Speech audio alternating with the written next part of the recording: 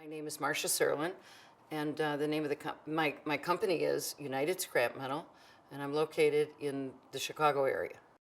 We have over 200 employees, and we're poised to get bigger. So we're doing some expansion now, and I expect to be a lot larger in the next 2 years.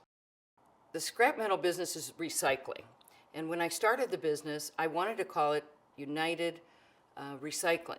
The only problem was in the phone book, there was no such category as recycling, so nobody knew what it was. And for today, people will know what it is because everything is recycled, or we try to do that with paper, plastic, and metal. I started my company in 1978 with $200 and a budget rent-a-truck.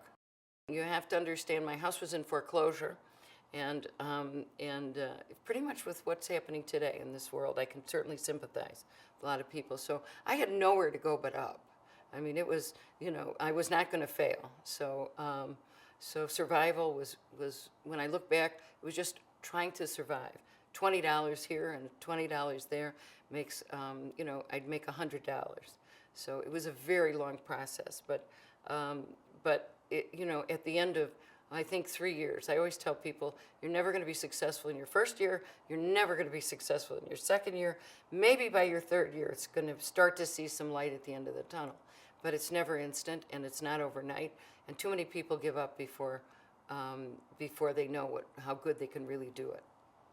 Well, the scrap metal business is very, I think, very tough. It certainly was when I started. Nobody, I guess maybe that was a good thing. Nobody paid attention to me. They thought that nobody could start a business for $200, and no one took me seriously. So during that time, it was very easy for me to get business. I would knock on doors in corporate America, and of course they never saw a woman in this business, and I got a lot of attention. So I also treated them a lot differently than my predecessors. So the difference is today I'm one of the largest scrap metal dealers in this country, and most of those people are all gone. The industry in the early years was very different because, first of all, they never saw a woman unload a truck. And so I would take a barrel of material and have to unload it by myself. And they would stop the cranes and stop all the action, say, watch the broad do that. And they also watched me load trucks because I would load it with heavy material. And of course, nobody would help me. They just couldn't believe that I'd be at a construction site and loading up 2 to 4 inch bar stock, which is very heavy, 12 feet or, and very, very hard to maneuver. So, but I was very strong, and I was young, and I could do it. And they would just stand around and watch. So it was very different. And the men that ran the scrap metal companies had a very different philosophy about paying their customers. So it was just not very professional. And I think that what I've done over the years is professionalize the business. I come in through the front door, I talk to the right people, and our company has a great reputation.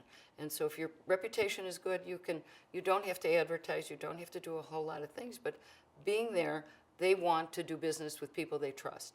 And we've been very fortunate. We have a lot of great customers. I did go to college, but I was a very difficult child. So my parents complained about how the cost was hurting them. And I said, well, I don't want you to hurt anymore, so I am going to go and get a job. And so I quit college just to spite them.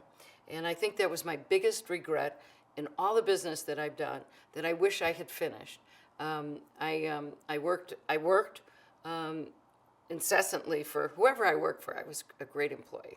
I was working for a law firm, and I actually settled cases for them, and I was really quite good at it. But I never felt secure because I didn't have a law degree and I didn't have a college degree. So the one thing I would tell women or men or anyone is finish school. Yes, I'm a very courageous woman. As a youngster, I always was. I was the one that would stand between somebody, and I didn't care if they were male or female. I would just always protect. I like to protect people, and when there is a disservice, I stand up for it. So I'm very loyal, And in business, I think that it goes a long way because if a company trusts you with their materials, they want to make sure they're doing business with the right people. And we are the right people. So we we've kept our business and our customers for many, many years. I mean, most of the customers started with me and they're still here. So if the company hasn't been sold or consolidated or something, they're still with our company. It's not hard to be a woman in my industry because I think that anywhere I go, people love the idea that we are in a non-traditional business, and it really matches with their concept of diversity. So most of the companies that we do business with, for instance, love the fact that we're not the same as every other company that comes to solicit their business. Yeah, I mean, people that are, we're always looking for people smarter than me and my son, always that have great ideas, that are not afraid of authority, that can talk, that can argue with me. I love it. It's, I think it's great to have that kind of conversation. And I don't want people to just agree with me because I don't have all the answers. And I really respect when somebody knows more than me or has a better idea. I'm gonna listen to it. My initiatives may be fine, but they may have better ones. Probably the best skill that somebody can have in my business is how do they communicate and do they fit into the culture. Our team members are aligned, and we really like them all to have this wonderful feature of getting along with customers and talking to people and being really good at it. I think that probably is the trait that really was good, has worked very well for me. And I love people, and I want to do a good job. And if everyone feels the same way, we do very good business.